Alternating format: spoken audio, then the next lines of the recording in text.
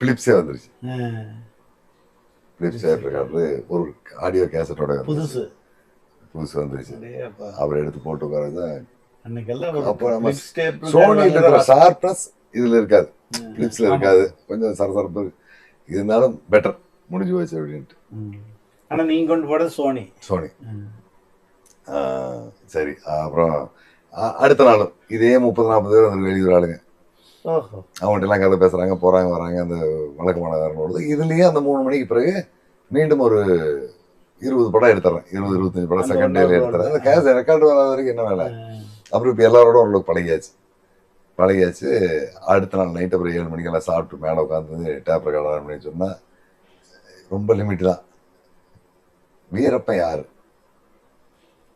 எந்த ஊர்ல பிறந்தாரு, அவங்க அப்பா அம்மா யாரு, இப்ப வரைக்கும் அவர் எப்படி வாழ்ந்துட்டு இருக்காரு, இதை மட்டும் சொல்லுங்க அப்படின்னு. அவ்வளவுதான், ஒரே வார்த்தை, முடிஞ்சு போச்சு. அவரு